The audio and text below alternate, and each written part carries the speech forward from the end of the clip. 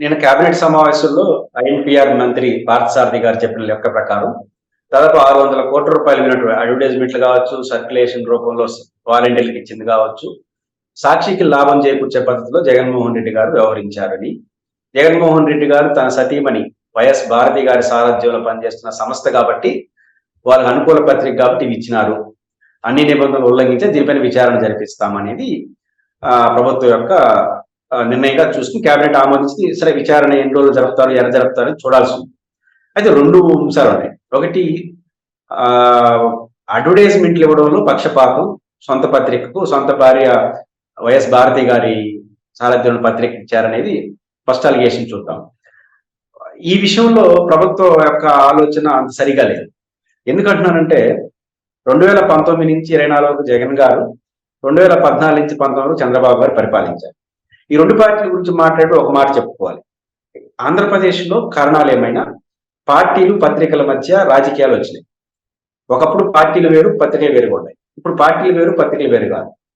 తెలుగుదేశం కానీ వైఎస్ఆర్ కాంగ్రెస్ పార్టీని కొన్ని పత్రికలను తమ పత్రికలుగా, కొన్ని పత్రికలను ప్రత్యర్థి పత్రికలుగా ముద్రేస్తున్నాయి. వైఎస్ఆర్ కాంగ్రెస్ పార్టీ ఏబిఎన్, టీవీ5, ఈనాడు లాంటి సంస్థలు తమ ప్రత్యర్థులుగా ముద్రేసుకుంది. తెలుగుదేశం పార్టీ సాక్షిని తన ప్రత్యర్థిగా ముద్రేసుకుంది.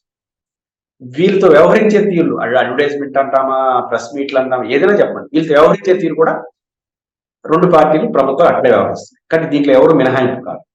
కానీ ఇప్పుడు విచారణ వరకు వెళ్ళింది. జగన్మోహన్ రెడ్డి ప్రభుత్వం ఏమో వాళ్ళ మీద విచారించలేదు. 2014 నుంచి 19 వరకు మీరేమన్నా అన్యాయంగా చేశారు. కానీ వీళ్ళు విచారణకు ఆదేశించారు. వీళ్ళిద్దరూ పోలింగ్ చూద్దాం.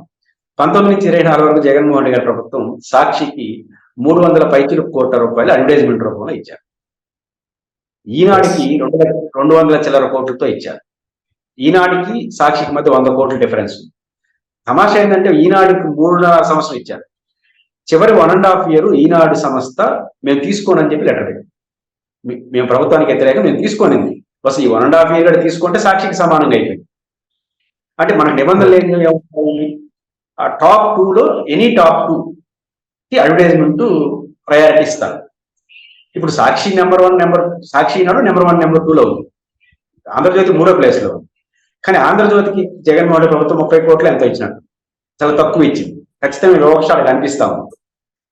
కానీ అట్ ద సేమ్ ఇది జగన్మోహన్ రెడ్డి గారి పరిపాలన. అంటే ఈనాడికి సాక్షి, ఈనాడు కూడా జగన్ గారికి వ్యతిరేక పత్రికే కదా, వాళ్ళిద్దరి మధ్య సమం కనిపిస్తా ఉంది. ఇంకొక వ్యతిరేక పత్రికకు ప్రయారిటీ ఇవ్వలేదు. ఒక వ్యతిరేక పత్రిక ఏమో ఈక్వల్ ప్రయారిటీ ఇచ్చినారు అడ్వర్టైజ్మెంట్ లో, ఇంకొక వ్యతిరేక పత్రికకు లోయెస్ట్ ప్రయారిటీ ఇచ్చినారు. ఇది జగన్ గారి వివక్ష.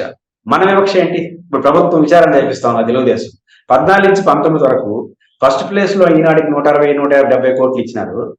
సెకండ్ ప్లేస్ లో ఉన్న సాక్షికి 3వ ప్లేస్ లో ఉన్న ఏబిఎన్ కన్నా సగం ఇచ్చినారు.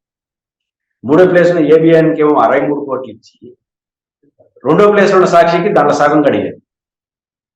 మరి ఎవరు ఎక్కువ వివక్ష చూపించినట్టు? దానిపైన విచారణ జరపాలి. కాబట్టి ఇది మొదటి అంశం. రెండోది, ఈ వాలంటీర్లకు ఇచ్చినటువంటి పేపర్కి సంబంధించినంత వరకు ప్రభుత్వానికి ప్రజలకు మధ్య వాలంటీర్లు వారధిగా ఉన్నారు. సంక్షేమ పథకాలు అన్ని వాళ్ళే ఇచ్చారు కాబట్టి ప్రభుత్వ విషయాలను తెలుసుకోవడం కోసం ఒక పత్రిక. సహజంగా ఏమిస్తారు? టాప్ 2లో ఏదో ఒక పత్రిక కొనుక్కోని ఇస్తారు. సహజంగా అధికారంలో ఉన్నారు కాబట్టి సాక్షి పట్ల ప్రయారిటీ ఉండొచ్చు. ఇది అందరూ చేసే పనే. మీకు తెలుగుదేశం పార్టీ అధికారం ఉన్నప్పుడు రైతులకు సంబంధించిన ఒక పత్రిక ఉండేది, ఈనాడు. రైతే అన్నదాత ప్రభుత్వం అన్ని తీసుకునింది, అన్ని దాంట్లో. అప్పుడు ఏ కేసు అంటే వామపక్ష రైతు సంఘాలు అడిగితే తీసుకున్నారు కాదు. మరి దాని అంటే తీసుకోవడం తప్ప అన్నాను నేను. ఈనాడు మీద ఇంట్రెస్ట్ ఉంది, మీరు తీసుకున్నారు. ఆ పత్రిక కూడా బాగా నడిచింది. మరి అంతకన్నా బాగా నడిపిన పత్రికలు మీరు తీసుకోలేదే. ఇవన్నీ వస్తాయి. కాబట్టి ఇప్పుడు ఉదాహరణకు ఆంధ్రజ్యోతికి 14 నుంచి 19 వరకు అసెంబ్లీ లైవ్ ఇచ్చే పని వాళ్ళకి ఇచ్చారు. మరి టాప్ టీవీ9, ఎన్టీవీ వీళ్ళకి ఇవ్వకుండా వాళ్ళకి ఎందుకు ఇచ్చినారు? ఈ చర్చ వస్తుంది కదా. కాబట్టి ఫేవరెటిజం పత్రికల పట్ల పార్టీలకు ఉన్నాయి. దాంట్లో తెలుగుదేశం, వైసీపీ కానీ తెలుగుదేశం కొంచెం ఎక్కువ చేసిన తప్ప తక్కువేం కాదు. కాబట్టి ఇప్పుడు చేస్తున్నారు. కానీ ఇక్కడ ఒక గమ్మత్తైన విషయం అవుతుంది. ఈ విచారణ ఎందుకు చేశారు అంటే, ఈ విచారణ చేయడం ద్వారా శిక్షించడానిక, లేదా ఇంకేమన్నా ఉందా? నాకు ఒక అనుమానం కరెక్టా రాంగ్. జగన్మోహన్ రెడ్డి గారు నేను పార్టీని చూడను, ప్రజల రాజకీయాలను చూడండి అంటుంటాడు కదా, అడ్వర్టైజ్మెంట్లు చెల్లించే విషయంలో కూడా అదే చేశాడు ఆయన.